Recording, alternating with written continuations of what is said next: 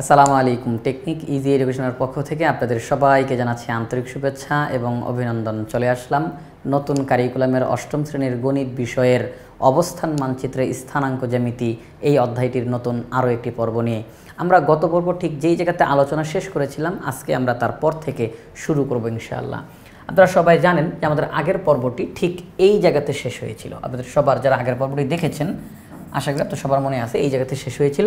আজকে আমরা আমাদের আলোচনা আরম্ভ করবো ইনশাআল্লাহ এই দলগত কাজটি থেকে। এখানে কি বলা হয়েছে এই দলগত কাজটিতে? এই দলগত কাজটিতে বলা হয়েছে নিচে কিছু বিন্দুর স্থানাঙ্ক দেওয়া আছে, তোমাদের সুবিধা মতো মূল বিন্দু নিয়ে এক্স অক্ষ ও ওয়াই অক্ষ অঙ্কন করে নাও।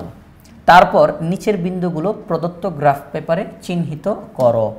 যদি খেয়াল করেন পরের পৃষ্ঠায় গেলে শুরুতেই আপনারা দেখতে পাবেন কয়েকটা বিন্দুর স্থানাঙ্ক দেওয়া আছে, যেমন এ বিন্দুর স্থানাঙ্ক, বি বিন্দুর স্থানাঙ্ক, সি, ডি, ই, এফ, জি, এরকম টোটাল 7টা বিন্দুর স্থানাঙ্ক এখানের মধ্যে দেওয়া রয়েছে। আর তারপরেই একটা গ্রাফ পেপারের ছবি আপনার বইয়ের মধ্যেই দেওয়া আছে। বলল যে এই ছবিটার মধ্যে এই যে গ্রাফ পেপার এখানের মধ্যে এই যে এখানে বলছে তারপর নিচের বিন্দুগুলো প্রদত্ত গ্রাফ পেপারে চিহ্নিত করো। অর্থাৎ যেই গ্রাফ পেপারটা এখানে দেওয়া হয়েছে এখানের মধ্যে চিহ্নিত করতে বলা হয়েছে।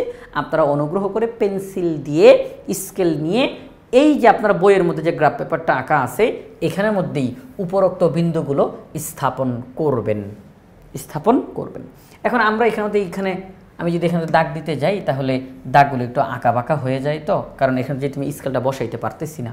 এই জন্য আমি যেই কাজটা করব সেটি হচ্ছে আমি এখানের মধ্যে না এঁকে মনে করেন এই গ্রাফটাই আমি আমার নোটের মধ্যে নিয়ে যাব। হ্যাঁ, নোটের মধ্যে নিয়ে আমি এখানের মধ্যে দেখানোর চেষ্টা করব আপনাদেরকে। নোটের মধ্যে একই ওই গ্রাফটাই এটা, হ্যাঁ ওই গ্রাফটাই এটা।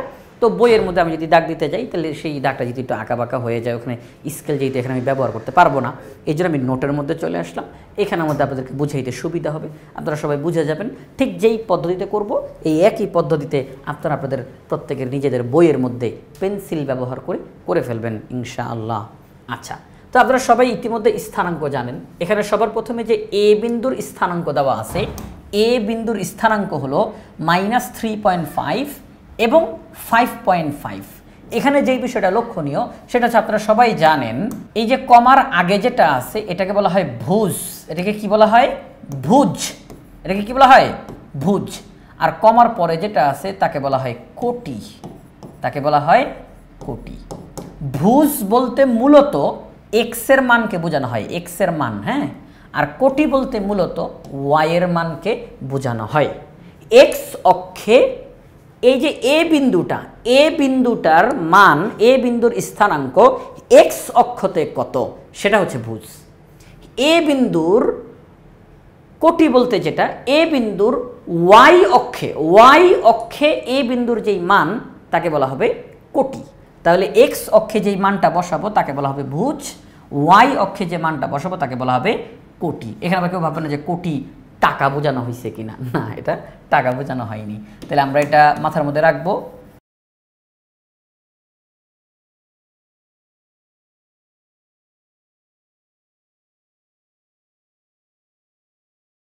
সেটা হচ্ছে প্রথমটা হচ্ছে ভুজ মানে এক্স অক্ষের মান, পরেরটা হচ্ছে কোটি অর্থাৎ ওয়াই অক্ষের মান। তাহলে এই এ বিন্দুটা আমরা এই গ্রাফ পেপারের মধ্যে স্থাপন করব। প্রথমে আমাদেরকে যেই কাজটা করতে হবে, একটা গ্রাফ পেপারের মধ্যে এক্স অক্ষ ওয়াই অক্ষ এই দুইটা অক্ষ এঁকে নিতে হবে আমাদেরকে। আপনাদের বোঝার সুবিধার্থে আমি নিজে এই যে নোটের মধ্যে এক্স অক্ষ এবং ওয়াই অক্ষ এঁকে নিলাম। আপনারা জানেন এটাকে বলা হবে এক্স অক্ষ আর এটাকে বলা হবে ওয়াই অক্ষ। এই দুইটি অক্ষ পরস্পরকে যে বিন্দুতে ছেদ করবে, এই যে দুইটা অক্ষ এক্স অক্ষ আর ওয়াই অক্ষ পরস্পরকে যেই বিন্দুতে ছেদ করবে আমরা তাকে বলবো ও। তাকে আমরা কি বলবো? ও। এক্স অক্ষ এবং ওয়াই অক্ষ যেই বিন্দুতে ছেদ করবে তাকে আমরা বললাম ও। এটাকে বলবো মূল বিন্দু। কি বিন্দু? মূল বিন্দু। মূলত এইটার সাপেক্ষেই আমরা অন্য বিন্দুগুলোকে স্থাপন করব। এ বিন্দু, সি বিন্দু, ডি বিন্দু এগুলোকে স্থাপন করব এই মূল বিন্দুর সাপেক্ষে।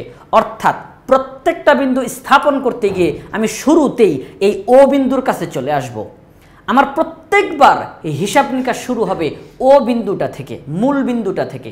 আমি মূল বিন্দু থেকে ডানে যাব নাকি বামে যাব, আমি মূল বিন্দু থেকে উপরে উঠব না নিচে নামবো, প্রত্যেক প্রত্যেকটা বিন্দুর স্থানাঙ্ক নির্ণয় করতে গিয়ে আমাকে সব সময় ও বিন্দু মানে মূল বিন্দুতে আসতে হবে। হিসাব নিকাশ এখান থেকেই শুরু হবে। আচ্ছা, তাহলে আমরা এক্স অক্ষ আঁকলাম এবং ওয়াই অক্ষ আঁকলাম। মনে রাখতে হবে এই যে এটা হচ্ছে এক্স, শুধু এক্স, আর এটা হচ্ছে দেখেন এক্স প্রাইম। এই যে এক্সের উপর একটা দাগ দেওয়া আছে কিন্তু এক্স প্রাইম, অর্থাৎ এটা বলতে মূলত ঋণাত্মককে বোঝাবে। মূলবিন্দু এক্স অক্ষের মধ্যে যে অবস্থিত, এই যে এক্স অক্ষের মধ্যে যে মূলবিন্দুটা তার ডান দিকে হবে ধনাত্মক, বাম দিকে হবে ঋণাত্মক। আবার এই মূলবিন্দুটা যে ওয়াই অক্ষের উপরে অবস্থিত, এই মূলবিন্দুর উপরের দিকের অংশটাকে বলা হবে ধনাত্মক, নিচের দিকের অংশটাকে বলা হবে ঋণাত্মক। ঠিক আছে, আপনারা এখানে তো ছোট ছোট ঘর দেখতে পাচ্ছেন না, ছোট ছোট ঘর দেখতে পাচ্ছেন না, এগুলো হচ্ছে এক একটা বর্গ। এগুলো কি এক একটা বর্গ, এগুলো এক একটা বর্গ, প্রত্যেকটা বাহু সমান। আমরা এই অঙ্ক করতে গিয়ে এই ছোট ছোট যে বর্গগুলো আছে তাদের এক বাহুকে আমরা এক করে ধরবো। ছোট যে বর্গ আছে তার এক বাহুকে এক করে ধরবো। আপনারা সবাই ইতিমধ্যে এটার সাথে পরিচিত আছেন। আচ্ছা ঠিক আছে, চলেন তাহলে আমরা কাজটা শুরু করে দিই। প্রথমে আমরা এ বিন্দুকে স্থাপন করব, এ বিন্দুটাকে স্থাপন করব। মনে রাখতে হবে আমাদের গ্রাফ পেপারে মূল বিন্দুর ডান দিকে হচ্ছে ধনাত্মক মান, বাম দিকে হচ্ছে ঋণাত্মক মান। মূল বিন্দুর উপরের দিকে হচ্ছে ধনাত্মক মান, নিচের দিকে হচ্ছে ঋণাত্মক মান। আপনারা চাইলে এখানের মধ্যে মানগুলো লিখে দিতে পারেন, চাইলে যে এটা হচ্ছে এই যে মূল বিন্দু যেটা এটা হচ্ছে 0, তারপর হচ্ছে 1, তারপর হচ্ছে 2, তারপরে 3, তারপরে 4, 5, এইভাবে করে লিখে দিতে পারেন। যদি মনে হয় যে এইভাবে করে লিখে দিলে হিজিবিজি হয়ে যায়, যে এখানের মধ্যে অনেকগুলো সংখ্যা, এদিকে অনেকগুলো সংখ্যা, এদিকে অনেকগুলো সংখ্যা, লিখলে একটু হিজিবিজি লাগে, তাহলে সেই ক্ষেত্রে আপনি একটা কাজ করতে পারেন। ঠিক আছে, থাক, আপনার তাহলে এরকমভাবে সংখ্যা লেখার কোনো প্রয়োজন নেই। আপনি বুঝলেই হবে যে আমি ডান দিকে বসাচ্ছি মানে আমি ডান দিকে যাচ্ছি মানে ধনাত্মকের দিকে যাচ্ছি, বাম দিকে যাচ্ছি মানে আমি ঋণাত্মকের দিকে যাচ্ছি, এটা বুঝলেই হবে, আর কোনো সমস্যা নাই। আচ্ছা ঠিক আছে, তাহলে চলেন আমরা এখন আমাদের এই হিসাব নিকাশটা এখানের মধ্যে শুরু করে দেব ইনশাআল্লাহ। তাহলে আমরা এখন সবার প্রথমে যেটা আছে আমাদের সামনে, এই যে এ বিন্দু, এটার স্থানাঙ্ক কি -3.5, 5.5, এক্স অক্ষে -3.5, ওয়াই অক্ষে 5.5, এটা আমরা স্থাপন করব। স্থাপন করার শুরুতেই আমরা একটু যদি কথাবার্তা লিখে নিই একদম ভালোভাবে সব কিছু বোঝার জন্য, এখানে লিখে নিলাম। তাহলে এখানে বলা হয়েছে ছক কাগজের আনুভূমিকে এক্স ও এক্স প্রাইমকে এক্স অক্ষ এবং ওয়াই ও ওয়াই প্রাইমকে ওয়াই অক্ষ, এবং ও বিন্দু যেটা মূল বিন্দু 0.0,0 এটাকে মূল বিন্দু বিবেচনা করে প্রদত্ত বিন্দুগুলো ছক কাগজে চিহ্নিত করি। উভয় অক্ষ বরাবর প্রতি এক ক্ষুদ্র বর্গের বাহুর দৈর্ঘ্যকে 1 একক ধরা হয়েছে। এই কথাটা আপনাদের বোঝার সুবিধার্থে লিখে দিয়েছি। আপনাদের বইয়ের মধ্যে এখানে যে বিন্দুগুলো দেওয়া আছে সরাসরি গ্রাফ পেপারের মধ্যে স্থাপন করতে বলছে, সুতরাং আপাতত এই কথাগুলো আপনাদের না লিখলেও চলবে, শুধু আপনাদের বোঝার সুবিধার্থে এখানে লিখে দিলাম যে আমরা এক্স অক্ষ বলতে কাকে বুঝলাম, ওয়াই অক্ষ বলতে কাকে বুঝলাম, মূল বিন্দু কাকে হিসাব করতেছি, আর প্রত্যেকটা ছোট বর্গ, ওই যে ছোট ছোট যে বর্গ, ক্ষুদ্র বর্গ, তাদের প্রত্যেক বাহুর দৈর্ঘ্যকে আমরা 1 একক ধরেছি। ছোট যে বর্গটা আছে, এই যে ছোট্ট যে বর্গটা, তার একটা বাহুকে আমরা 1 ধরেছি, আরেকটা বাহুর এক বাহুকে 1 ধরেছি, আরেকটা বর্গের এক বাহুকে 1 ধরেছি, এরকম 1 ধরে ধরে আমরা অঙ্কটা করব এখানের মধ্যে। এটাই আমরা এখানের মধ্যে লিখলাম। এই লেখাটা আপনারা না লিখলেও এখন চলবে, কারণ শুধু বিন্দুকে স্থাপন করতে বলা হয়েছে। তাহলে আমরা এখন এখানের মধ্যে স্থাপন করব। আমি এখানের মধ্যে এক পাশে এক কর্নারে, গ্রাফের এক কর্নারে লিখে দিব যে এক্স অক্ষ এবং ওয়াই অক্ষ বরাবর প্রতি ক্ষুদ্রতম বর্গের এক বাহুর দৈর্ঘ্যকে 1 একক ধরে। এই কথাটা আমি এক কর্নারে লিখে দিব, এটা খুবই সুন্দর হয় লেখাটা লিখে দেওয়া। তাহলে আমি ওই যে কর্নারে এই লেখাটা লিখে দিলাম, স্কেল 1 ক্ষুদ্র বর্গের বাহুর দৈর্ঘ্য 1 একক। আমি একটু বক্স আকারে দেখিয়েছি, আপনাকে ভাববেন না যে এটা কি নিয়ম কিনা বক্স আকারে, না না, এটা কোনো এমনি শুধু দেখাইলাম। যে বিষয়টা এই লেখাটা লিখে দিলে বুঝতে সুবিধা হয় যে গ্রাফ পেপারের মধ্যে আপনি এক একটা বিন্দুকে স্থাপন করতে গিয়ে এই ক্ষুদ্রতম বর্গ, কয়টা ক্ষুদ্রতম বর্গের বাহুকে আপনি 1 ধরছেন, আপনি কি 2টা ক্ষুদ্রতম বর্গের বাহুকে 1 ধরছেন, নাকি আপনি 3টা ক্ষুদ্র বর্গের বাহুর দৈর্ঘ্যকে 1 ধরছেন, নাকি একটা ক্ষুদ্র বর্গের বাহুকে আপনি 1 ধরছেন, এটা বোঝার সুবিধার্থে এক কর্নারে আপনি পেন্সিল দিয়ে, মনে রাখবেন গ্রাফ পেপারে যখন আপনি ঢুকবেন, গ্রাফ পেপারে আপনি যখন ঢুকবেন অঙ্ক করার জন্য, আপনি কিন্তু হাতে পেন্সিল নিয়ে নেবেন এখানে আপনি যা কিছু করেন না কেন পুরোপুরি পেন্সিল দিয়ে, চিত্র আঁকবেন পেন্সিল দিয়ে, কোনো শব্দ লিখতেছেন পেন্সিল দিয়ে, যা করবেন পেন্সিল। গ্রাফ পেপারে কোনোভাবেই কলম ব্যবহার করবেন না, পেন্সিল ব্যবহার করবেন। ঠিক আছে? আচ্ছা ঠিক আছে, এখন আসেন যেই বিষয়টা সেটা হচ্ছে আমরা এখন মান বসানো শুরু করে দেবো। এখন একদম ইজিলি আমরা অঙ্কটা করে ফেলতে পারবো। এ বিন্দু এক্স অক্ষের মান হচ্ছে, এই যে প্রথমটা মানে এক্স অক্ষের মান, এক্স অক্ষের মান হচ্ছে -3.5। তাহলে আমরা যদি এখানে তাকাই মাইনাস এক্স অক্ষের উপরে মাইনাসের মান, তাহলে এটা অবশ্যই মূল বিন্দু থেকে বাম দিকে যাবে। তাহলে 3.5, তাহলে মূল বিন্দুটা হচ্ছে 0, মূল বিন্দুটা যেটা এটা 0, তাহলে 0-র বাম দিকে 1 2 3, 3-এর পরে ওখানে আছে 3.5। 3.5 মানে কি 4-এ না, 3 এবং 4-এর মাঝে, 3 এবং 4-এর মাঝে, তাহলে হবে 3.5। তাহলে 0 1 2 3, এটা 4, 3 আর 4-এর মাঝে হচ্ছে এটার অবস্থান। এই যে এখানের মধ্যে আসলাম আমরা, হ্যাঁ আমরা এখানের মধ্যে আসলাম, এই যে 1 2 3 এইখানের মধ্যে আমরা আসলাম। এখনও কিন্তু এটা এক্স্যাক্টলি বসানো হয় নাই, আমরা জাস্ট এক্সের মানটা পাইলাম। এখান থেকে এখন আমরা যাব ওয়াইয়ের মানে। ওয়াইয়ের মান হচ্ছে 5.5 এবং এটা কিন্তু ধনাত্মক, দেখেন এই যে +5.5, এটা ধনাত্মক, তাহলে ওয়াইয়ের মানটা ধনাত্মক। তাহলে ধনাত্মক মানে এটা উপরের দিকে উঠবে, তাহলে এটা যদি হয় 3.5, এখান থেকে উপরের দিকে উঠবে, এখান থেকে 1 2 3 4 5 এই মাঝ বরাবর আসবে 5.5, এটা হবে 5.5। ঠিক আছে, এইটা হবে 5.5। ঠিক আছে, তাহলে আমরা আলটিমেটলি এখানের মধ্যে বিন্দুতে পৌঁছাইলাম, এটাই হচ্ছে আমাদের এ বিন্দু -3.5, 5.5। আশা করি আপনারা সবাই বুঝতে পারছেন। আমরা এ বিন্দুকে স্থাপন করে ফেলছি, এ বিন্দুর স্থানাঙ্ক এখানে বসানো হয়ে গেল, এটাই হচ্ছে এ বিন্দু। এবার আমরা যাব, আর আপনাদেরকে প্রথমে বলে রাখি ক্ষমা সুন্দর দৃষ্টিতে দেখবেন, আমি একটু রাবার দিয়ে মুছতে গেলে হয়তো ভাই এই ওটা বারে বারে মুছতে যেতে পারে, হ্যাঁ আপনারা কিন্তু কেউ কিছু মনে করেন না। আচ্ছা ঠিক আছে, আসেন এ বিন্দু হয়ে গেল। এখন আমরা যাব বি বিন্দুতে, এ তো শেষ, এখন আমরা যাব বিতে। বি বিন্দুতে কি বলছে, এক্স অক্ষের মান হচ্ছে -4, তাহলে এক্স অক্ষের মান -4 মানে কি বাম দিকে আসবে, তাহলে 1 2 3 4 এখানের মধ্যে আসলো। আমি জাস্ট একটা ফোঁটা দিলাম, এই যে এখানের মধ্যে একটা ফোঁটা দিলাম। এখনও কিন্তু এটা এক্স্যাক্ট মান না, এটা হচ্ছে জাস্ট এক্স এর মান। এখন আমরা যাব ওয়াই এর মানটা কত, -4। তাহলে -4 মানে হচ্ছে যেখানে আমি আসছি এক্স অক্ষের মানটা যেখানে আসলাম, এখান থেকে আমি যদি উপরে উঠি তাহলে ধনাত্মক, আর নিচে নামি তাহলে ঋণাত্মক। ওয়াই এর মানটা হয় উপরে উঠবে নয়তো নিচে নামবে, ওয়াই এর মান হয় উপরে উঠবে নয়তো নিচে নামবে। এখন আমরা যেহেতু দেখলাম ওয়াই এর মানটা ঋণাত্মক, তাহলে এটা নিচে নামবে। তাহলে এই যে এখানে হচ্ছে এক্স এর মানটা আসলো -4, এখান থেকে এখন নিচে নামবো 1 2 3 4, এই যে আলটিমেটলি আমি এখানে পৌঁছাইছি, আলটিমেটলি আমি এই জায়গাতে পৌঁছাইলাম। এটা হচ্ছে বি বিন্দুর স্থানাঙ্ক, এটা হচ্ছে বি বিন্দুর স্থানাঙ্ক। বি বিন্দুর স্থানাঙ্কর মান কত ছিল, -4, -4। বি বিন্দু স্থাপন করা শেষ। এখন আমরা সি বিন্দুকে স্থাপন করব। সি বিন্দুর স্থানাঙ্ক কি, প্রথমেই আছে 0, তাহলে এক্স এর মান 0, এক্স এর মান 0 মানে এখানেই বসবে, এখানেই বসবে, এখান থেকে আমি নড়বো না, আমি এখান থেকে ডানে বা বামে যাব না। এক্স এর মান মানে ডানে বা বামে যাওয়া। এখন এক্স এর মান যেহেতু 0, তাহলে আমি এখানেই থাকবো, আমি ডানে বা বামে যাচ্ছি না। এখন আমার দেখার বিষয় ওয়াই এর মানটা কত। ওয়াই এর মান দ্বারা আমি বুঝতে পারবো উপরে উঠতে হবে নাকি নিচে নামতে হবে। ওয়াই এর মানটা আছে এখানের মধ্যে -5.5।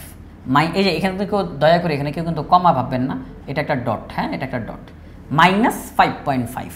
ঠিক আছে, তাহলে -5.5, আমি এক্স এর মান তো এটা আমি জানি, এখন মাইনাস যেহেতু তাহলে আমাকে নিচে নামতে হবে। তাহলে এখান থেকে 1 2 3 4 5, 5.5, 5 আর 6 এর মাঝখানে, 5 আর 6 এর মাঝখানে। আপনারা বলবেন এটা কীভাবে বুঝবো, এটা অনুমান দিয়ে আপনি চোখ দিয়ে দেখলেই বুঝবেন যে 5 আর 6 এর মাঝখানে কত, 5 আর 6 এর মাঝখানের জায়গাটা কত, এটা অনুমান করেই বোঝা যাবে যে এটা হচ্ছে 5, এটা হচ্ছে 6, অনুমান করে এটা হচ্ছে মাঝখানে। হ্যাঁ আচ্ছা ঠিক আছে, তাহলে আমরা আলটিমেটলি পেয়ে গেলাম, এটাই হচ্ছে তাহলে আমাদের সি বিন্দু। সি বিন্দুর স্থানাঙ্ক কি 0, -5.5। আশা করি আপনারা সবাই এই বিষয়টা ক্লিয়ার হয়েছেন। আমি 3টা বিন্দু বসানোটা একদম আপনাদের সামনে প্রত্যেকটা শব্দ বলে বলে করাইলাম। এখন আমি বাকি বিন্দুগুলোকে এখানে মধ্যে স্থাপন করে ফেলবো, আপনারা সবাই বুঝে যাবেন ইনশাআল্লাহ। তো আমরা এখানের মধ্যে বাকি বিন্দুগুলোকে স্থাপন করে ফেললাম, আপনারা সবাই দেখতে পাচ্ছেন। এই যে সবগুলো বিন্দু, প্রথমে হচ্ছে এ বিন্দু, তারপর বি বিন্দু, সি বিন্দু, ডি বিন্দু, ই বিন্দু, এবং একটা কথা বলে রাখি, ই বিন্দুটাই কিন্তু এফ বিন্দু হিসেবে বিবেচিত হবে, কারণ একই বিন্দু দুইটার ক্ষেত্রে স্থানাঙ্ক হয়ে গেছে।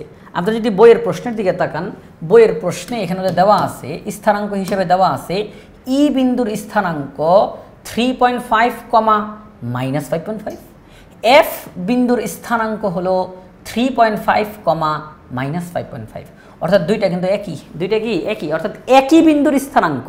এই যে দুইটা, যদিও দুইটা বিন্দু, কিন্তু এই দুইটা বিন্দু আসলে একই বিন্দু হিসেবে বিবেচিত হবে। যেমন এই যে এখানের মধ্যে আমরা প্রথমে ই বিন্দুর স্থানাঙ্ক বসাইলাম, এই যে 3.5, -5.5, আবার এফ বিন্দু 3.5, -5.5। মনে রাখতে হবে বারবার কিন্তু আমাদেরকে হিসাব মূল বিন্দু থেকে আরম্ভ করতে হবে। তাহলে ই এবং এফ দুইটা বিন্দু যেহেতু একই জায়গাতে স্থাপিত হয়েছে, ঠিক আছে, আমরা বসাইলাম, অঙ্ক তো ভুল না, অঙ্ক তো ঠিক আছে, একই বিন্দু, এখানে একই জায়গাতে দুইটা বিন্দুই বসে গেছে, এই জন্য চোখের দেখাতে মনে হচ্ছে আরে আসলে একটা, কিন্তু এখানে আসলে দুইটা বিন্দু, ই বিন্দু এফ বিন্দু দুইটাই একই জায়গাতে। এরপরে দেখেন জি, এই যে আমরা জি বিন্দু স্থাপন করলাম, তাহলে এটা আশা করি আপনারা সবাই বুঝে ফেলছেন, এখানে আর কোনো জটিল কোনো কিছু নাই, আমরা ক্লিয়ার। এখন আমি আপনাদের জন্য একটা আলাদা করে একটা কাজ এখনই করে রাখছি, এখন একটা কাজ করে রাখছি, সেটা এটা শেষ করার পরে করছি।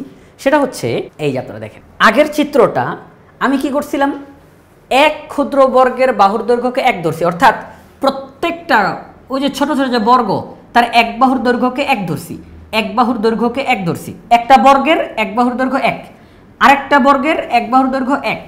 এখন আমি করছি একটু চিত্রটা একটু ফুটায় তোলার জন্য, আমি চিত্রটা একটু বড় করে দেখানোর জন্য স্কেলের দিকে তাকাই, প্রতি 2 ক্ষুদ্র বর্গের বাহুকে 1 একক ধরছি, অর্থাৎ এখান থেকে আমরা এই যে ক্ষুদ্র বর্গটা না, তার এক বাহু আমরা 1 ধরে নেই, আমরা বলছি এই 2টা ক্ষুদ্র বর্গ, হ্যাঁ 2টা ক্ষুদ্র বর্গ, এই 2টাকে মিলাইলে আমরা 1 ধরছি, তারপর আবার 1 2 1 ধরছি, 1 2 1 ধরছি, অর্থাৎ প্রতি 2টা, আগে যেটাকে আমি এক ঘরকে 1 ধরছি, এক বাহুকে 1 ধরছি, এখন করছি কি 2টাকে 1 ধরছি, 2টাকে 1 ধরছি, হ্যাঁ এই হচ্ছে বিষয়টা। এতে করে চিত্রটা একটুখানি বড় করে দেখা যাবে। এই যে আপনারা দেখতে পাচ্ছেন চিত্রটা কিন্তু আগের চিত্র, এই যে দেখেন আগের চিত্র পরের চিত্র, কেউ কিন্তু আপনারা ভাববেন না যে আপনাদেরকে কি 2টা চিত্র আঁকতে হবে, না না না, সেটা হচ্ছে আপনি চাইলে ওই যে এই লেখাটার দিকে তাকাইবেন, আপনি চাইলে এক ক্ষুদ্র বর্গের বাহুর দৈর্ঘ্যকে 1 একক ধরে অঙ্ক করতে পারেন, অথবা আপনি চাইলে 2 ক্ষুদ্র বর্গের বাহুকে 1 একক ধরে অঙ্কটা করতে পারেন। তাহলে এই যে এতে করে আপনার চিত্র দুইটার মধ্যে 2 রকম দেখা যাচ্ছে, তাহলে আপনার কাছে যেটা মন চাবে আপনি সেটা করতে পারবেন। এবং মনে রাখবেন 1 ক্ষুদ্র বর্গের বাহুকে 1 একক বা 2 ক্ষুদ্র বর্গের বাহুকে 1 একক ধরেই অঙ্ক করা লাগবে, এটাই কি বাধ্যতামূলক? আপনি চাইলে আরও বেশি বর্গকে ধরতে পারেন, আপনি চাইলে প্রতি 5 ক্ষুদ্র বর্গের বাহুকে 1 একক ধরতে পারেন, অর্থাৎ এই যে মূল বিন্দু থেকে 1 2 3 4 5 আসার পর আমি বলবো 1, আবার 5 যাওয়ার পর আমি বলবো 2, এটাও চাইলে বলা যায়, এটা চাইলে বলা যায়। আবার এক ঘরকে আপনি 2 ধরতে পারেন, আপনি 1 ঘর আসছেন বলবেন আমি 2 আসছি, 2 ঘর আসছেন বলবেন 4 আসছি, এটা হচ্ছে অঙ্ক ভেদে, যে অঙ্কের মানের উপরে ডিপেন্ড করে এই জিনিসটা হয়, এই অঙ্কের নড়াচড়া হয়। যদি মানগুলো অনেক বড় থাকে, অনেক বড় মান, তো একটা গ্রাফ পেপারের মধ্যে আমি ওই বড় মানগুলো স্থাপন করতে গেলে দেখা যাবে জায়গার অভাব দেখা যাচ্ছে, তখন আমি প্রত্যেকটা ক্ষুদ্র বর্গের বাহুকে আমরা বেশি বেশি করে ধরবো। 1 ক্ষুদ্র বর্গকে আমি 2 ধরতে পারি, 1 ক্ষুদ্র বর্গকে আমি 5 ধরতে পারি, চাইলেই পারি, কোনো অসম্ভব কিছু না। আবার যদি দেখি যে আমার অঙ্কে মানগুলো দেওয়া আছে ছোট ছোট মান, তখন আমি যদি এক একটাকে 1 করে ধরি চিত্রটা অনেক ছোট দেখা যাবে। তাহলে একটা কাজ করি, বেশি করে ঘর নেই, বেশি করে ঘর নেই, আমি 2টা ঘরকে 1 বলবো, আমি 5টা ঘরকে 1 বলবো, এটা পুরোপুরি আপনার উপরে নির্ভর করবে, অঙ্কের মানের উপরে নির্ভর করবে। তাহলে আশা করি আপনারা সবাই বুঝতে পারছেন, আমি যে এই যে 2 রকমভাবে দেখাইলাম, আপনারা যে কোনো একভাবে আপনারা অঙ্কটা করে দিবেন ইনশাআল্লাহ। তাহলে আমরা আমাদের বইয়ের মধ্যে এই যে বললো যে এই বিন্দুগুলোর স্থানাঙ্ক তোমরা গ্রাফ পেপারে দেখাও, আমরা গ্রাফ পেপারের মধ্যে স্থানাঙ্ক দেখাইলাম, এই যে তারপর নিচের বিন্দুগুলো প্রদত্ত গ্রাফ পেপারে চিহ্নিত করো, আমরা প্রদত্ত গ্রাফ পেপারে চিহ্নিত করেছি। তাহলে আমাদের এই কাজটা হয়ে গেল আলহামদুলিল্লাহ। এবার আমরা সামনের দিকে আগাই। আমাদের এখানে কি বলছে, চতুর্ভাগ, ইংরেজিতে যাকে বলা হয় কোয়াড্রেন্ট, একেবারে সহজ একটা বিষয়। কোয়াড্রেন্ট বা চতুর্ভাগ হচ্ছে, আপনারা গ্রাফ পেপারে লেখচিত্র আঁকতে গিয়ে আপনারা দেখেন এক্স অক্ষ ওয়াই অক্ষ, কিছুক্ষণ আগেই আপনারা দেখছেন, এই যে এক্স অক্ষ আর ওয়াই অক্ষ। মনে রাখতে হবে দুইটা অক্ষ এক্স অক্ষ এবং ওয়াই অক্ষ পরস্পরকে ছেদ করার ফলে চারটা অংশ তৈরি হয়। কয়টা অংশ তৈরি হয়? চারটা অংশ। এক্স অক্ষ এবং ওয়াই অক্ষ পরস্পরকে যখন ছেদ করে গেল তখন একটা অংশ, দুইটা অংশ, তিনটা অংশ, চারটা অংশ তৈরি হয়েছে। হ্যাঁ, এক্স অক্ষ আর ওয়াই অক্ষ পরস্পরকে যখন ছেদ করলো তখন একটা অংশ, দুইটা অংশ, তিনটা অংশ, চারটা অংশ, চারটা ভাগে ভাগ হয়ে গেছে। দুইটি অক্ষ পরস্পরকে ছেদ করার ফলে চারটি ভাগে তৈরি হয়েছে, মানে চারটা অংশ তৈরি হয়েছে। এটাকে বলা হয় চতুর্ভাগ। আমরা জানেন যে আপনারা কেউ কেউ বলতে পারেন স্যার এক্স ওয়াই সমতল জিনিসটা কি? এক্স ওয়াই সমতল বলতে বোঝানো হয় এক্স অক্ষ এবং ওয়াই অক্ষ এই যে আপনি আঁকলেন এই জায়গাটাকে বলা হয় এক্স ওয়াই সমতল। এটা কিন্তু কোনো ওচা নিচা জায়গা না। এটা কি ওচা নিচা জায়গা? আপনার গ্রাফ পেপারের জায়গাটা কি ওচা নিচা না, এটা পুরোটা সমান। হ্যাঁ, সমতল। কি তল? সমতল। তাহলে এক্স অক্ষ এবং ওয়াই অক্ষ যখন আপনি আঁকলেন যে গ্রাফ পেপারটাতে, এটাকে বলা হবে এক্স ওয়াই সমতল। এই চিত্রকে কি বলা হবে? এক্স ওয়াই সমতল। আচ্ছা, তো এক্স ওয়াই সমতলে এক্স অক্ষ ওয়াই অক্ষ পরস্পরকে ছেদ করার ফলে চারটি অংশে বিভক্ত হয়। এই দুইটি অক্ষ চারটি অংশে বিভক্ত হয়ে যায়। তখন এটাকে হিসাব নিকাশ করা হয় কীভাবে করে, সেটাই আমরা এখন এখানের মধ্যে দেখব। এই হিসাব নিকাশটা করা হয় ঘড়ির কাঁটার বিপরীতে হিসাব করা হয়। কিসের? ঘড়ির কাঁটার বিপরীতে হিসাব করা হয়।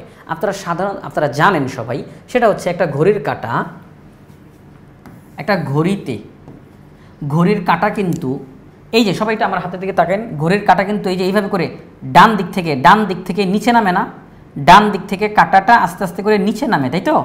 নিচে নামে, এরপরে ঘুরতে ঘুরতে বামে আসে, এরপর সে আবার উপরে আসে। তার মানে ঘড়ির কাঁটা ঘোরা আরম্ভ হয় ডান দিকে। ঘড়ির কাঁটা ঘোরা শুরু করে কোন দিক থেকে? ডান দিক থেকে ঘোরা শুরু করে। আর লেখচিত্রে বা গ্রাফ পেপারে চতুর্ভাগ যখন আমরা হিসাব করব তখন এই চতুর্ভাগের হিসাবটা শুরু হবে ঘড়ির কাঁটার বিপরীতে। ঘড়ির কাঁটা ঘোরে যেই দিকে তার বিপরীত দিক থেকে হিসাব শুরু হবে। আমরা জানি ঘড়ির কাঁটা ঘোরা শুরু হয় ডান দিক থেকে। আমাদের অঙ্কে হিসাব নিকাশ শুরু হবে ঘড়ির কাঁটার ঘোরার বিপরীত দিকে, অর্থাৎ আমরা হিসাব বাম দিক থেকে শুরু করব।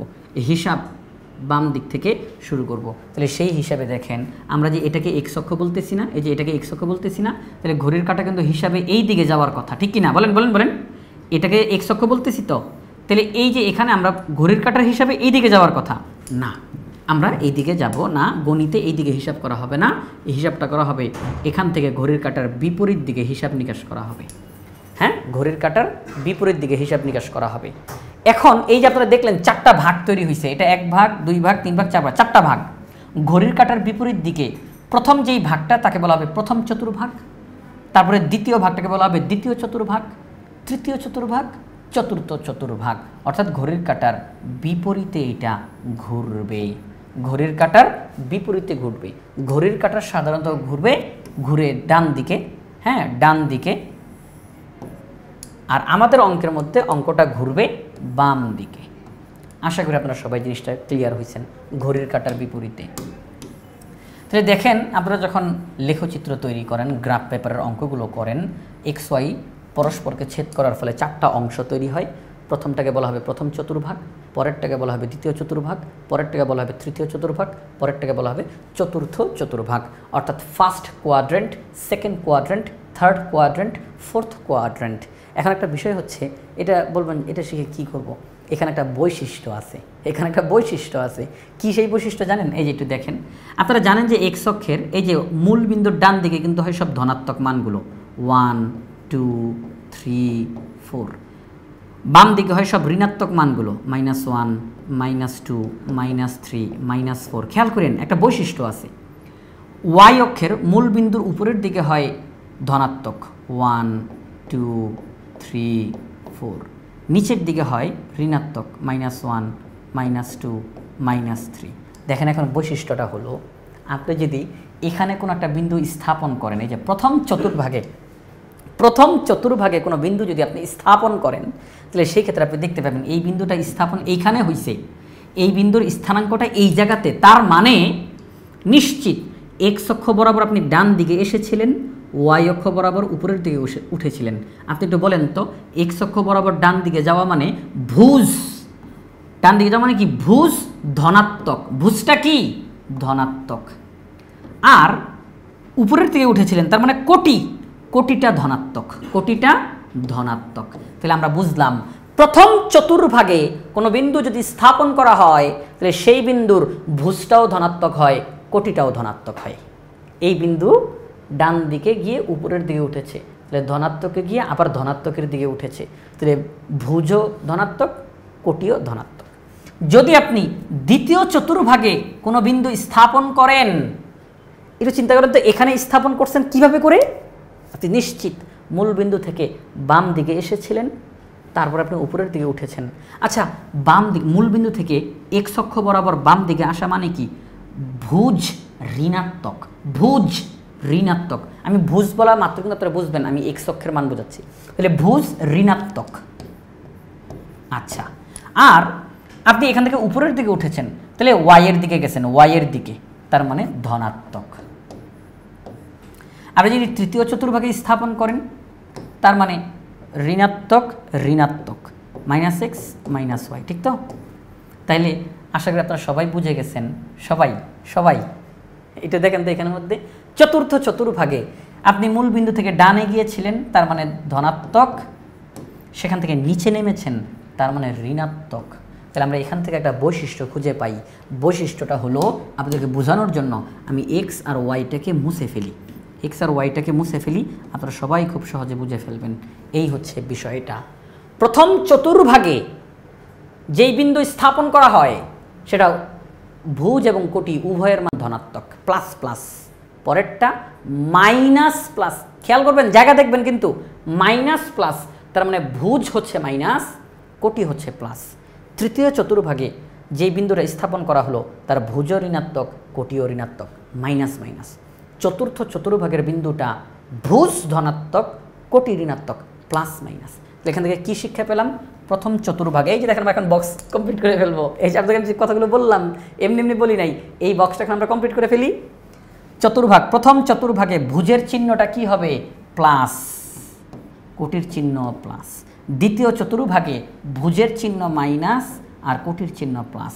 তৃতীয় চতুর্ভাগে ভুজ মাইনাস, কোটি মাইনাস। চতুর্থ চতুর্ভাগে কি হবে? ওই দুইটা চিহ্ন আপনারা একটু এখানে বসাইতে পারবেন না? আমি এই জায়গাটা একটু ফাঁকা রাখি, আপনারা আমাকে একটু কমেন্টে জানাবেন, কমেন্টে জানাবেন সবাই এখানে কি বসবে। সিরিয়ালটা কিন্তু মেনটেন করতে হবে, এখানে কোন চিহ্ন, কোন দুইটা চিহ্ন বসবে আপনাদের সবার এটা কমেন্টে আমি আশা করি আপনারা সবাই জানাবেন ইনশাআল্লাহ। তাহলে দেখেন, দুইটি অক্ষ পরস্পরকে ছেদ করার ফলে চারটি অংশে বিভক্ত হয়, চারটি চতুর্ভাগ। চতুর্ভাগ বলা হয় যেহেতু চারটা ভাগ হয়েছে, চতুর্ভাগ চারটা ভাগ, তাহলে প্রথমটাকে বলা হয় প্রথম চতুর্ভাগ। ওই চারটা ভাগের মধ্যে প্রথম ভাগটা যেটা, দ্বিতীয় চতুর্ভাগ চারটা ভাগের মধ্যে দ্বিতীয় ভাগ যেটা, এইভাবে করে এটাকে বোঝানো হয়। ফার্স্ট কোয়াড্রেন্ট, সেকেন্ড কোয়াড্রেন্ট, এইভাবে করে বলা হয়। তাহলে এই হচ্ছে বিন্দুগুলোর কথাবার্তা বলা হলো সব কিছু। চলুন আমরা এখন সামনের দিকে আগাই। দুটি বিন্দুর মধ্যবর্তী দূরত্ব আমরা এখন নির্ণয় করব। দুটি বিন্দুর মধ্যবর্তী দূরত্ব আমরা নির্ণয় করব। মানচিত্র তৈরি করার সময় বিভিন্ন বস্তুর মধ্যবর্তী দূরত্ব পরিমাপ করে গ্রাফ কাগজে সঠিকভাবে আনুপাতিক হারে বস্তুগুলোর অবস্থান চিহ্নিত করতে হয়। আমরা যখন কোনো একটা মানচিত্র তৈরি করি, আপনারা যারা, আমি আশা করি আপনারা সবাই প্রথম পর্বটা দেখছেন, প্রথম পর্বে কিন্তু আমরা এই কথাবার্তাগুলো বলেছিলাম। কোনো একটা মানচিত্র যখন আমরা তৈরি করব, বিভিন্ন বস্তুর যখন আমরা বিন্দুর মাধ্যমে উপস্থাপন করব, এটা কিন্তু মন গড়া করা যায় না, এটার সঠিক গাণিতিকভাবে আনুপাতিক হারে তাকে স্থাপন করতে হয়। তাহলে মানচিত্র তৈরি করার সময় বিভিন্ন বস্তুর মধ্যবর্তী দূরত্ব, এই বস্তু আর এই বস্তুর মাঝখানে কতটুকু দূরত্ব থাকবে, এই বস্তু আর এই বস্তুর মাঝখানে কতটুকু দূরত্ব থাকবে, এটা আমাদেরকে হিসাব নিকাশ করে সঠিকভাবে গ্রাফ কাগজে আনুপাতিক হারে অবস্থান চিহ্নিত করতে হয়। এখন আমরা বিভিন্ন বস্তুর মধ্যবর্তী দূরত্ব নির্ণয় করব। দুইটা বস্তুর মধ্যবর্তী দূরত্ব, এই একটা বস্তু, এই আরেকটা বস্তু, এই দুইটা বস্তুর মাঝখানের দূরত্বটা কতটুকু, এটা আমরা এখন নির্ণয় করা শিখব। হ্যাঁ, আমরা বিভিন্ন বস্তুর মধ্যবর্তী দূরত্ব নির্ণয় করব এবং মানচিত্রে বস্তুগুলোকে দূরত্বের আনুপাতিক হারে চিহ্নিত করব।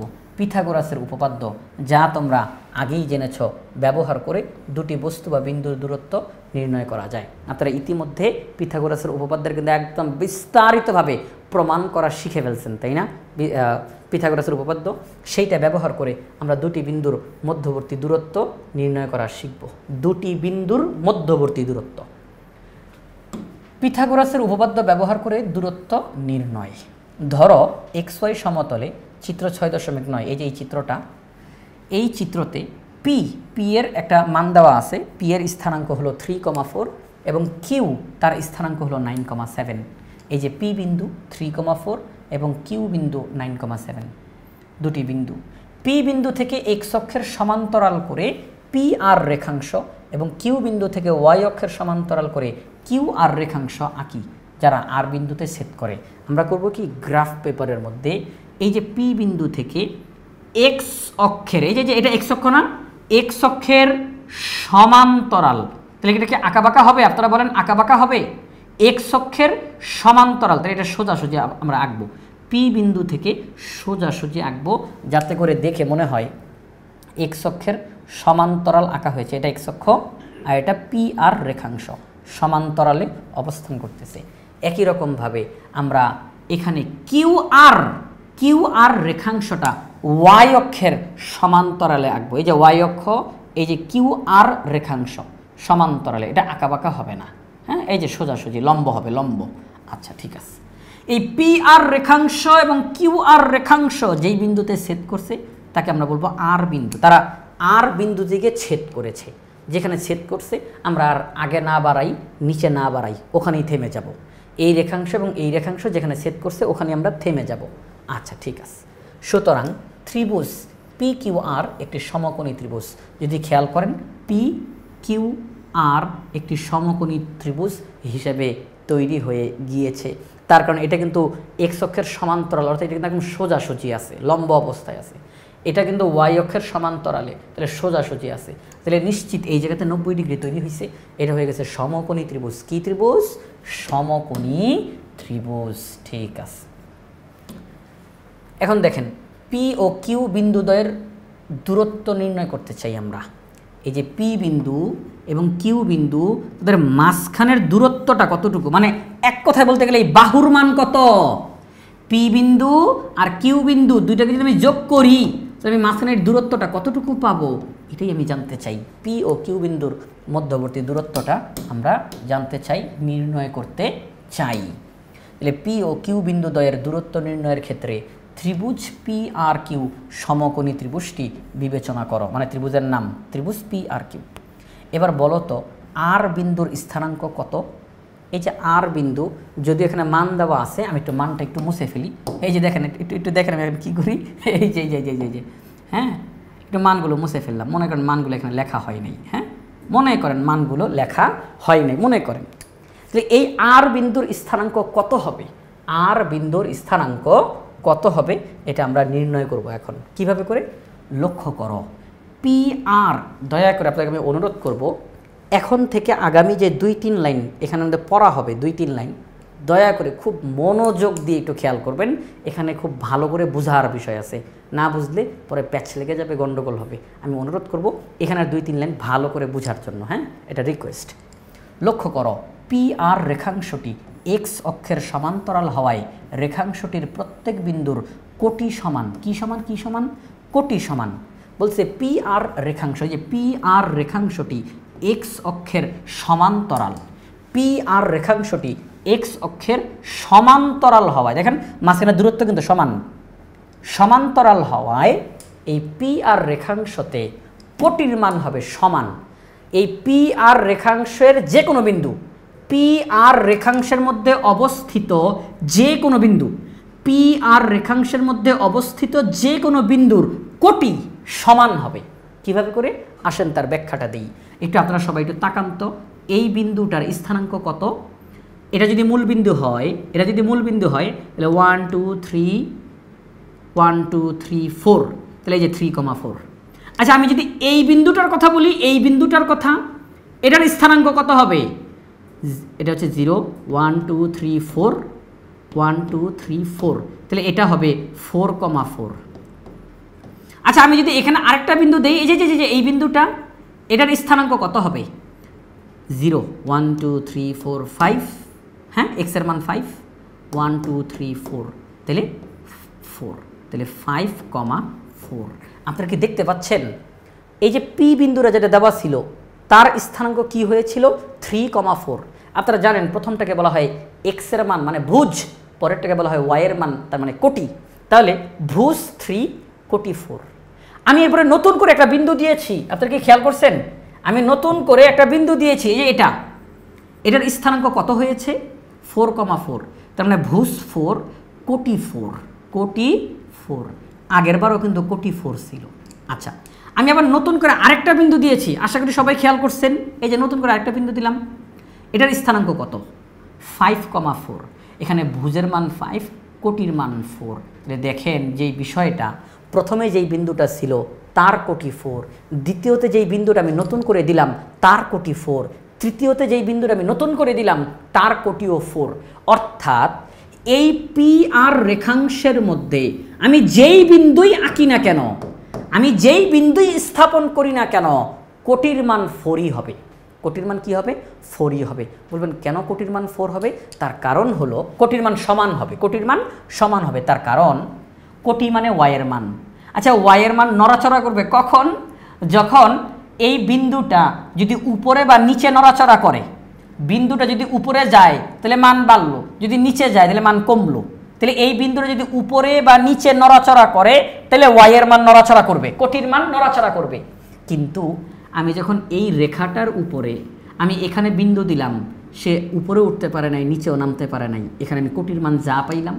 এখানে যখন নতুন একটা বিন্দু দিলাম, ও ওই লাইনেই আছে, কিন্তু ওই লাইনেই আছে, ও উপরে উঠতে পারে নাই, নিচেও নামতে পারে নাই। তার মানে কোটির মান চেঞ্জ হয় নাই, আগেও কোটির মান যা ছিল এখনও কোটির মান যা তাই আছে। আমি নতুন করে একটা বিন্দু দিলাম, ও উপরে উঠতে পারে নাই, নিচেও নামতে পারে নাই, তার মানে ওয়াইয়ের মান চেঞ্জ হয় নাই, আগেও ওয়াইয়ের মান যা ছিল এখনও ওয়াইয়ের মান তাই।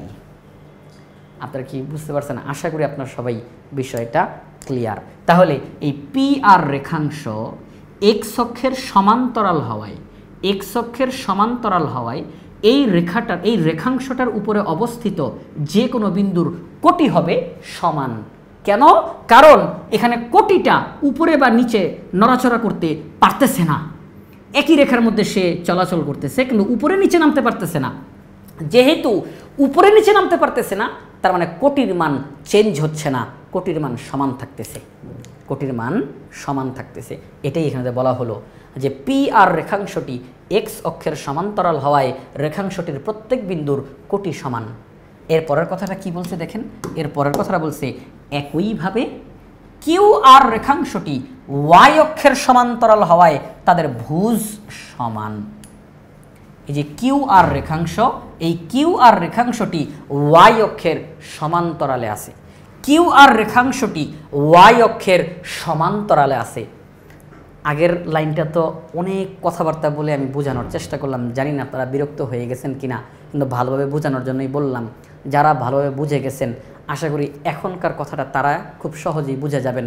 এই যে রেখাংশটা, এটা কিন্তু ওয়াই অক্ষের সমান্তরাল, ওয়াই অক্ষের সমান্তরাল। তাহলে এই রেখাটার মধ্যে দেখেন ওয়াইয়ের মান উপরে নিচে নামতেছে, হ্যাঁ ওয়াইয়ের মান উপরে নিচে নামতেছে, তার মানে কি কোটির মান চেঞ্জ হচ্ছে, কোটির মান চেঞ্জ হচ্ছে। কিন্তু এখানের মধ্যে যেই বিন্দুই আপনি স্থাপন করেন না কেন, সে কি ডানে বা বামে যেতে পারছে? এই রেখাংশের মধ্যে অবস্থিত যে কোনো বিন্দু সে কি ডানে বা বামে নড়াচড়া করতে পারতেছে? না। তাহলে যেহেতু পারতেছে না, তার মানে এক্স এর মান চেঞ্জ হচ্ছে না, সে ডানে বা বামে যেতে পারতেছে না, তার মানে এক্স এর মান চেঞ্জ হচ্ছে না, তাহলে ভুজ সমান থাকতেছে, ভুজ সমান থাকতেছে।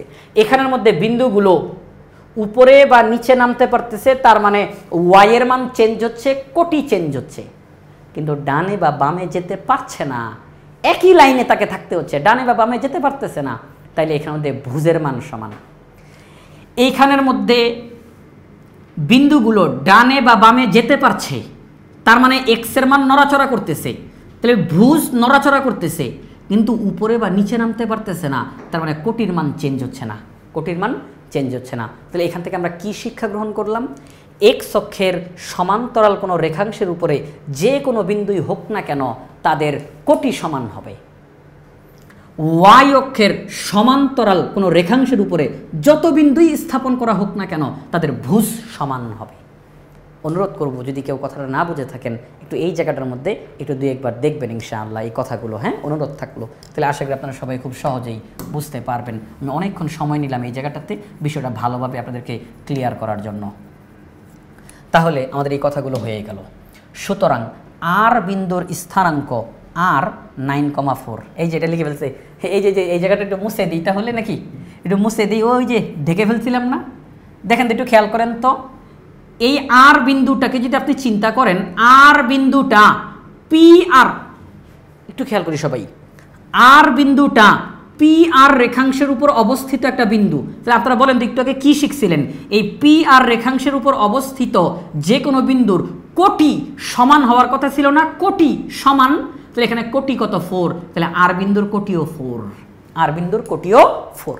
এবার একটু চিন্তা করেন, এই আর বিন্দুটা যদি কিউ আর রেখাংশের উপর অবস্থিত একটা বিন্দু হয়, আর বিন্দুটা যদি কিউ আর রেখাংশের উপর অবস্থিত একটা বিন্দু হয়, একটু আগে কি শিখছেন? কিউ আর রেখাংশের উপর অবস্থিত প্রত্যেকটা বিন্দুর ভুজ সমান। কি সমান? ভুজ সমান। ভুজ কত? 9, তাহলে ভুজ 9 হয়ে গেছে। তাহলে আর বিন্দুর আমরা ভুজ এবং কোটি পিথাগোরাসের উপপাদ্য ব্যবহার করে এখানে মধ্যে, এখনও ওখানের মধ্যে যাই নাই পিথাগোরাসেরটা, তার আগেই আমরা শুধু সমান্তরাল রেখার হিসেবে বের করে ফেলছি।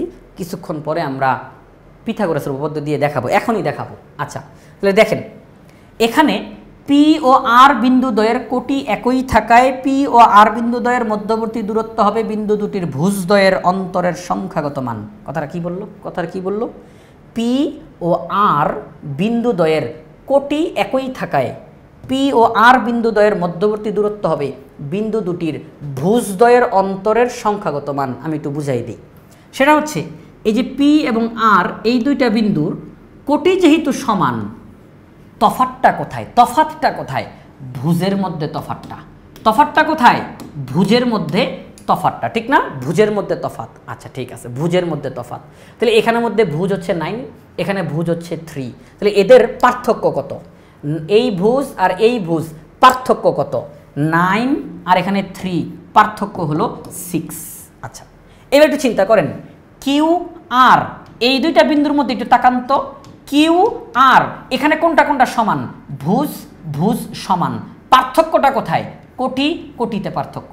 ওখানের কোটি হচ্ছে 7 আর এখানের কোটি হচ্ছে 4, বিয়োগ করলে হয় 3। তাহলে এখানে কি লিখলাম? ভুজ বিয়োগ ভুজ একটা মান পাইলাম, কোটি বিয়োগ কোটি একটা মান পাইলাম।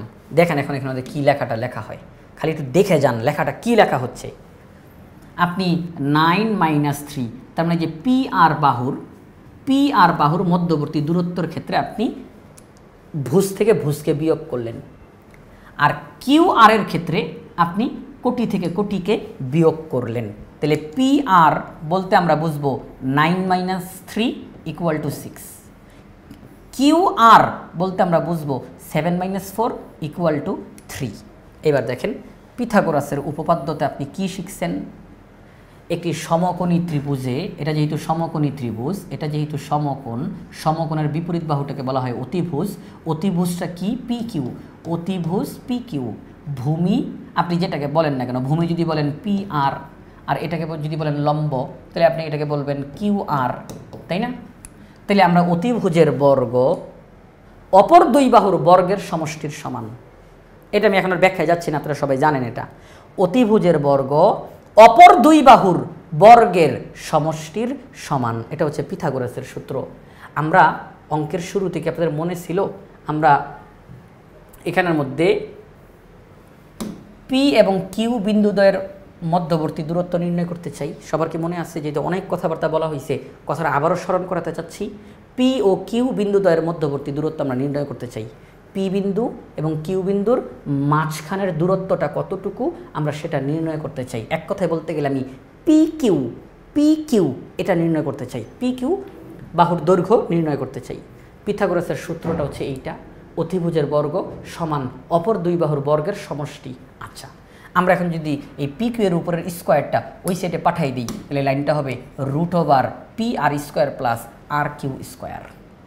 পাশে এই কথাটা কেন লিখছে জানেন?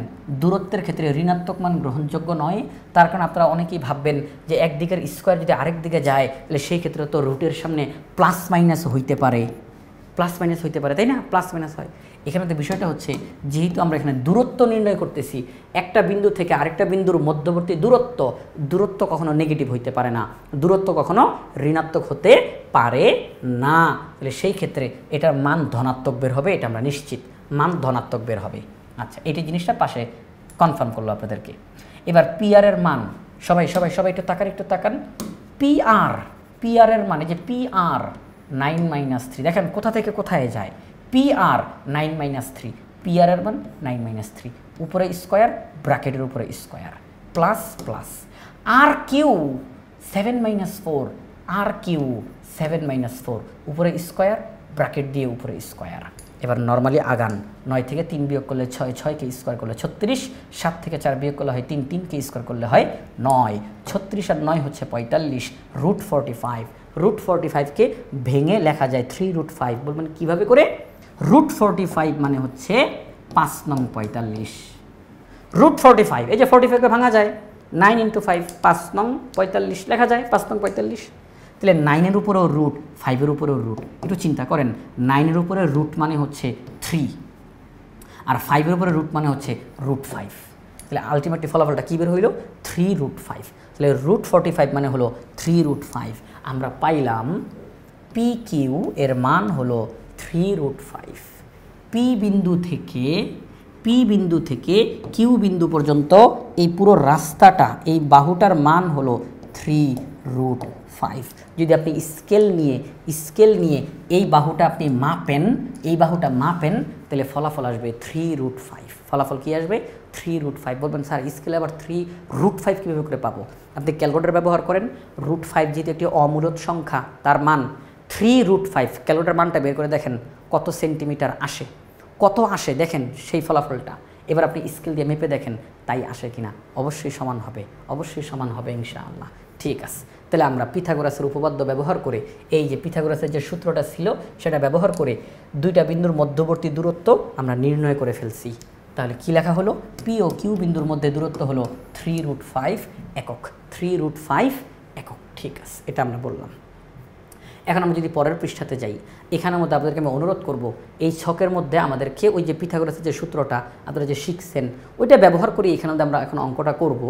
তবে তার আগে অনুরোধ, এই বক্সের নিচের লাইনটা একটু রিডিং পড়েন। এই লাইনটা কি বলা হয়েছে? এই বক্সটা পরে ফিল আপ করেন, আগে এই লাইনটা একটু রিডিং পড়েন।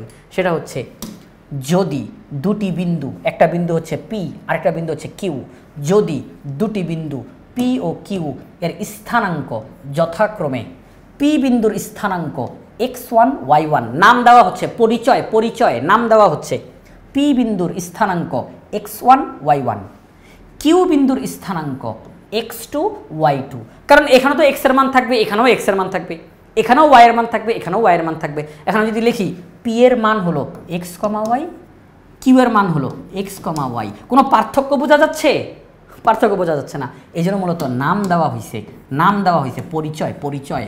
আমি পি বিন্দুর স্থানাঙ্ককে বললাম x1 y1, মানে পি বিন্দুতে x এর যে মানটা তাকে আমি উচ্চারণ করব x1 দিয়ে, আর এটার মানটা আমি বলবো x2 দিয়ে, y1 দিয়ে, y2 দিয়ে। আচ্ছা ঠিক আছে, তবে বিন্দু দ্বয়ের মধ্যবর্তী দূরত্ব হলো PQ √, এখানকার ভুজ থেকে এখানকার ভুজ বিয়োগ করব, তাকে বর্গ করব, যোগ এখানকার কোটি থেকে এখানকার কোটি বিয়োগ করব, তাকে বর্গ করব। এক কথায় যদি বাংলা ভাষায় বলি, এটাও যেহেতু ভুজ, তাহলে ভুজ দ্বয়ের অন্তরের বর্গ, ভুজ দ্বয়ের অন্তর মানে বিয়োগ, ভুজ দ্বয়ের অন্তরের বর্গ যোগ কোটি দ্বয়ের অন্তরের বর্গ। এই পুরো ফলাফলটার বর্গমূল যেটা, যে রুট বর্গমূল যেটা, এটাই হবে এই দুই বিন্দুর মধ্যবর্তী দূরত্ব। তাহলে সহজে বুঝেন, আপনাকে দুইটা বিন্দু দেওয়া হলো, বললো এই বিন্দু আর এই বিন্দুর মধ্যবর্তী দূরত্বটা নির্ণয় করো। তো আপনি করবেন কি, এই বিন্দুর ভুজ আর কোটি দেখবেন, এই বিন্দুর ভুজ আর কোটি দেখবেন। এবার কি করবেন, এই দুইটা বিন্দুর যে ভুজ আছে, ভুজদ্বয়ের অন্তরের বর্গ, দুইটা যে কোটি আছে, কোটিদ্বয়ের অন্তরের বর্গ যোগ করেন, বর্গমূল করেন, রুট করেন, ব্যাস যেই ফলাফলটা পাবেন এটাই হচ্ছে ওই দুই বিন্দুর মধ্যবর্তী দূরত্ব। এটাই লেখা আছে যে দুইটি বিন্দুর মধ্যবর্তী দূরত্ব মানে ওই রেখাংশের মান, দুইটি বিন্দুর দূরত্ব মানে ওই রেখাংশের মানটা হলো √, ভুজদ্বয়ের পার্থক্যের বর্গ যোগ কোটিদ্বয়ের পার্থক্যের বর্গ। অনুগ্রহ করে এই কথাটা চিন্তা করে এখন উপরের বক্সটা কমপ্লিট করে ফেলেন। আসেন আপনারাও করেন, আমরাও করি, উভয়ে মিলেঝিলে করি, এখানের মধ্যে সমাধান হয়ে যাবে ইনশাআল্লাহ। সেটা হচ্ছে আমাদের এখানে দেওয়া হলো একক কাজ, নিচের ছকে কিছু বিন্দুর স্থানাঙ্ক দেওয়া আছে, এদের মধ্যবর্তী দূরত্ব নির্ণয় করো। প্রথম বিন্দু, দ্বিতীয় বিন্দু, ভুজদ্বয়ের পার্থক্য, কোটিদ্বয়ের পার্থক্য, দূরত্ব। প্রথম বিন্দু তারা বলতেছে যে তোমাদেরকে একটা বিন্দু দিলাম, একটা বিন্দু সেটা হচ্ছে বি, তার নাম বি এর স্থানাঙ্ক হলো -8,4। তাহলে এখানে দ্বিতীয় বিন্দু দেওয়া হলো, দ্বিতীয় বিন্দুটা বললো মূল বিন্দু, মানে মূল বিন্দুটাই তারা দ্বিতীয় বিন্দু হিসাবে হিসাব করতেছে আর কি, হ্যাঁ, পরিগণিত করতেছে। মনে রাখবেন এখানে আমরা কিন্তু দুইটা বিন্দুর মধ্যবর্তী দূরত্ব নির্ণয় করার চেষ্টা করব, দুইটা বিন্দুর মধ্যবর্তী দূরত্ব নির্ণয়ের চেষ্টা করব। এখানে তারা বলতেছে প্রথম বিন্দু হিসাবে বি -8,4 এটাকে তুমি চিন্তা করো, দ্বিতীয় বিন্দু হিসাবে মূল বিন্দু যেটা তাকেই তুমি হিসাব করো, এটাই দ্বিতীয় বিন্দু। ওকে ফাইন, কোনো সমস্যা নাই। এইমাত্র সূত্রটা দেখেন, অলরেডি আপনারা আশা করি দেখতে পাচ্ছেন সূত্রটা কি ছিল। সেটা হচ্ছে আমরা ভুজদ্বয়ের পার্থক্য বের করব, কোটিদ্বয়ের পার্থক্য বের করব, ওই দুইটা পার্থক্যকে বর্গ করে যোগ করব, রুট করব, শেষ। সহজ জিনিস, ভুজদ্বয়ের পার্থক্যকে বর্গ, কোটিদ্বয়ের পার্থক্যকে বর্গ, যোগ করে বর্গমূল। তাহলে এখানের মধ্যে এটা ভুজ, এটা কোটি, এটা ভুজ, এটা কোটি। তাহলে আমাদের এখান থেকে কিন্তু লেখা আছে যে দ্বিতীয় যেই বিন্দুটা আছে, দ্বিতীয় বিন্দুর ভুজ থেকে প্রথম বিন্দুর ভুজ বিয়োগ করো, দ্বিতীয় বিন্দুর কোটি থেকে প্রথম বিন্দুর কোটি বিয়োগ করো। আমাদের এই নতুন কারিকুলামের বইটাতে এই হিসাবটা দেওয়া আছে। তাহলে আমরা এই অনুযায়ী এখন অঙ্কটা সামনের দিকে আগাবো। তাহলে দেখেন এটা হচ্ছে x1 y1 আর এটা হচ্ছে x2 y2, ঠিক আছে না? তাহলে সেই হিসাবে এখানের মধ্যে x2 মানে ভুজ 0 আর এখানের মধ্যে ভুজ -8, তাহলে 0 -8, ঠিক আছে? কারণ আমাদের কিন্তু পার্থক্য বের করতে বলছে, পার্থক্য মানে কিন্তু বিয়োগ করা। তাহলে দ্বিতীয় যেই ভুজটা আছে, দ্বিতীয় বিন্দুর ভুজ থেকে বিয়োগ করতে হবে প্রথম বিন্দুর ভুজটা। দয়া করে কিন্তু এখানে কেউ ভুল ভাববেন না যে 0 -8, না, 0 -8, কারণ এই যে দ্বিতীয় ভুজটা হচ্ছে 0, পার্থক্যের কারণে মাইনাস, আর প্রথম ভুজটা হচ্ছে -8, তাকে এখানে বসাইলাম। একটু জায়গাটা একটু পরিষ্কার পরিচ্ছন্ন করে দিই, হ্যাঁ, যাতে করে আপনাদের বুঝতে সুবিধা হয়। আচ্ছা, তাহলে 0 -8, মাইনাসে মাইনাসে প্লাস হয়, 0 + 8 মানে 8। এইবার কোটিদ্বয়ের পার্থক্য, দ্বিতীয় কোটি 0 মাইনাস প্রথম কোটি 4, 0 থেকে 4 মাইনাস করলে -4 হয়। তাহলে ভুজদ্বয়ের পার্থক্য 8, কোটিদ্বয়ের পার্থক্য -4। আমরা কি করব, একটা রুট চিহ্ন দিয়ে দিব। এবার রুটের ভিতরে ভুজদ্বয়ের পার্থক্য যেটা বের হইল তাকে বর্গ, যোগ চিহ্ন, কোটিদ্বয়ের পার্থক্য যেটা বের হইল তার বর্গ। 8কে যদি বর্গ করি তাহলে হয় 64, -4কে যদি বর্গ করি তাহলে হয় 16। 64 আর 6, এই যে ভাইয়া স্কোয়ারের কারণে কিন্তু মাইনাসটা উঠে গেছে, কিন্তু 64 আর 16 যদি যোগ করা হয় তাহলে হবে রুট কত হয় 80। 64 আর 16 যোগ করলে কত হবে 80, তাই না? 80 হবে, রুট 80। এখন এই 80কে আপনি ভাঙেন, 80কে ভাঙা যায়, সেটা হচ্ছে 5 16 80। আমি একটু ভেঙে দেখাচ্ছি আপনাদেরকে। 5 16 80, 5 16 80। 5-এর উপরে রুট আছে তাহলে √5, 16-র উপরে রুট আছে, 16কে রুট করলে হয় 4। আশা করি আপনারা সবাই বুঝতে পারছেন বিষয়টা এটা কি। আর কি তারা লাইন মাঝখান থেকে একটা লাইন স্কিপ করছে। আশা করি আপনারা এখন সবাই বুঝে গেছেন যে 80কে রুট করলে 4√5 লেখা যায়, 16কে রুট করলে 4, আর এটা হচ্ছে √5, তাহলে 4√5। 4টাকে আমি সামনে বসাবো, 4√5, ফলাফলটা বের হয়ে গেল। চলেন এখন আমরা এই দুইটা বিন্দু, তাহলে প্রথম বিন্দু দ্বিতীয় বিন্দু এই দুইটা বিন্দুর মানে বি বিন্দু এবং মূল বিন্দুর মধ্যবর্তী দূরত্ব হলো 4√5 একক, 4√5 একক। এবার আসলে এটা আমরা তাড়াতাড়ি করে ফেলি, এ বিন্দু বি বিন্দু, প্রথমে আমরা ভুজদ্বয়ের পার্থক্য বের করব। দ্বিতীয় ভুজ -8, এরপর আমরা পার্থক্যের কারণে মাইনাস চিহ্ন দিলাম। প্রথম ভুজ 4, ফলাফল -8 -4 -12। এবার এখানের মধ্যে কোটিদ্বয়ের পার্থক্য, দ্বিতীয় কোটি 4 মাইনাস প্রথম কোটি 4, তাহলে কত হলো 0। আচ্ছা, এবার একটা রুট চিহ্ন দিয়ে দিই। ভুজদ্বয়ের পার্থক্য -12, তাকে আমরা বর্গ করব, যোগ চিহ্ন দিব। কোটিদ্বয়ের পার্থক্য তাকে আমরা বর্গ করব, তাহলে কত আসে? -12 যদি স্কোয়ার করা হয় 12 12 144, হ্যাঁ 144, স্কোয়ারটা উঠে মাইনাসটা উঠে যাবে, প্লাস 0কে স্কোয়ার করলে 0ই হয়, অর্থাৎ রুট 144। 144কে যদি রুট করা হয় তাহলে হবে 12। 144কে যদি বর্গমূল করেন, আপনারা যদি 144-এর বর্গমূল করেন তাহলে 12 বের হবে, কারণ 12 গুণ 12 অর্থাৎ 144। এই যে আমি এদিকে দেখাই, রুট 144, তাহলে রুট 12 স্কোয়ার, তাহলে স্কোয়ারের রুটে কাটাকাটি হয়ে শুধু 12 একক। এই হচ্ছে আমাদের ফলাফল, তাহলে হবে 12। আর আমি প্রথমে আপনাকে সবার কাছে একটু বলবো, বিনীতভাবে বলবো, আপনারা একটু ক্ষমা সুন্দর দৃষ্টিতে দেখবেন। হাতের লেখাগুলো আমার অতটা ভালো না, আপনারা শুধু একটু বুঝতে পারলেই হবে ইনশাআল্লাহ। হ্যাঁ, হাতের লেখার দিকে একটু ক্ষমা সুন্দর দৃষ্টিতে দেখবেন। আচ্ছা ঠিক আছে, তাহলে আমাদের হয়ে গেল 12 একক, আমরা এটা বের করে ফেললাম। একই রকম পদ্ধতিতে এখন একটু দেখেন, এ বিন্দু বি বিন্দু, একটা লেখচিত্র, একটা গ্রাফ পেপারের মধ্যে এ বিন্দু বি বিন্দু, তাদের যে মানগুলো আছে এই মানগুলো যদি স্থাপন করি, তাদের মধ্যবর্তী দূরত্ব যদি বের করি, তাহলে হবে 12 একক। কত হবে? 12 একক। এখন আমরা বি আর সি বিন্দুর মধ্যবর্তী দূরত্ব বের করতে চাই। প্রথমে একটু কালারটা চেঞ্জ করে নেই। আচ্ছা, তো এখন দেখেন যেই বিষয়টা, সেটা হচ্ছে আগে আমরা যাব দ্বিতীয়টার সামনে যাব, আগে দ্বিতীয়টার সামনে যাব। এখানে ভুজ 2 মাইনাস প্রথমটার ভুজ -8, তাহলে ফলাফল হবে মাইনাসে মাইনাসে প্লাস, 2 + 8 মানে 10। এরপরে কোটিদ্বয়ের পার্থক্য, দ্বিতীয় কোটি 3 মাইনাস প্রথম কোটি 4, 3 - 4 তার মানে হচ্ছে -1। এবার রুট চিহ্ন দিলাম। ভুজদ্বয়ের পার্থক্য 10, তাকে বর্গ করব, যোগ কোটিদ্বয়ের পার্থক্য -1, তাকে আমরা বর্গ করব। তাহলে ফলাফল কত আসতে পারে? 10কে যদি স্কোয়ার করি তাহলে হয় 100, -1কে যদি স্কোয়ার করি তাহলে হয় 1, তাহলে হবে √101, √101। তাহলে এইটা হচ্ছে আমাদের ফলাফল, √101 একক। এখন কেউ বলবেন এটাকে ভাঙা যায় না? না, এটাকে ভাঙা যায় না, এই জন্য আমরা এটাকে এইভাবে করেই রেখে দিচ্ছি। এটাকে যদি আর ভাঙা যাচ্ছে না, এই জন্য এইভাবে করেই রেখে দিচ্ছি। যদি এরকম হয়তো যে দুইটা সংখ্যা গুণ করার মাধ্যমে 101 হয়েছে, যেমন যে উপরেরটা 80কে ভেঙে এই যে 5 গুণ 16 লেখা গেছে, 5 গুণ 16। কেউ আবার দয়া করে এটা করেন না 101, 100 যোগ 1, এই তুমি ভেঙে ফেলছি। ওইভাবে না, গুণ করার মাধ্যমে দেখেন ভাঙতে পারেন কিনা। 80কে ভাঙা গেছে 5 গুণ 16, 16কে বর্গমূল করলে 4 আর √5। তারপরে আগে একটা দেখাইছিলাম না, কোথায় জানি একটা দেখাইছিলাম, সেটা হচ্ছে উপরে একটা অঙ্কের মধ্যে দেখাইছিলাম সম্ভবত, এই যে এটা 45, তাকে ভাঙা গেছে 5 নং 45, আমরা বের করতে পারছি 9কে বর্গমূল করে। আর এখনকার যেটা 101, তাকে আর ভাঙা যাচ্ছে না, এই জন্য আমরা এইভাবে করে রেখে দিচ্ছি। তাহলে এখন একই রকমভাবে এই যে DE, এই দুইটা বিন্দুর মধ্যবর্তী দূরত্ব, FA, এই দুইটা বিন্দুর মধ্যবর্তী দূরত্ব আমরা বের করতে পারবো না ইনশাআল্লাহ।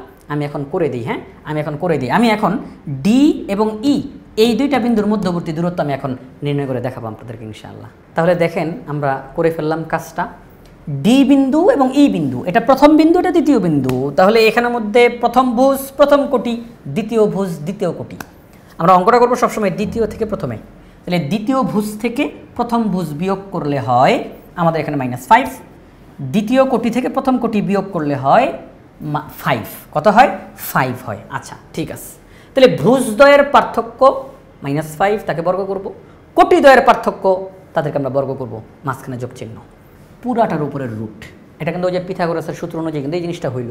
আচ্ছা ঠিক আছে, এখন দেখেন যেই বিষয়টা, সেটা হচ্ছে আমরা এখানের মধ্যে একটা জিনিস খেয়াল করছেন, পিথাগোরাস অনেক কীভাবে করে পিথাগোরাসের সূত্রটা, সেখানে কিন্তু বিপরীত দুইটা বাহুর বর্গের সমষ্টি বের করা হয়েছিল, এরপর একটা রুট চিহ্ন দেওয়া হয়েছিল। এই যে পিথাগোরাসটা আমি আবারও একটু দেখাই, এই যে দেখেন পিথাগোরাসের উপপাদ্য অনুযায়ী এই যে লাইনটা এরকমভাবে হয়েছিল। এরপর আমরা দেখেন এখানের মধ্যে রুট চিহ্ন দিয়ে দুইটা বাহুর বর্গের মাঝখানে সমষ্টি চিহ্ন দেওয়া হয়েছে। তাহলে এই জিনিসটাই কিন্তু ওখানের মধ্যে প্রয়োগ ঘটছে, এই জিনিসটার প্রয়োগটাই ওখানের মধ্যে ঘটছে। আমাদেরকে এই যে এখানে দেখেন এই যে পি বিন্দু আর কিউ বিন্দু, আমি যদি বলি এটা প্রথম বিন্দু এটা দ্বিতীয় বিন্দু, এই দুইটা বিন্দুর মধ্যবর্তী দূরত্ব পি কিউ বের করা যাবে কিভাবে করে, রুট ওভার অপর যে দুইটা বাহু আছে তাদের বর্গের সমষ্টি। এইটার মান যেই নিয়মে আপনি বের করছেন, এইটার মান যেই নিয়মে আপনি বের করছেন, ওই একই নিয়মে আপনি ওই অঙ্কগুলো করতে পারবেন, ওই একই নিয়মে ওই অঙ্কগুলো করতে পারবেন।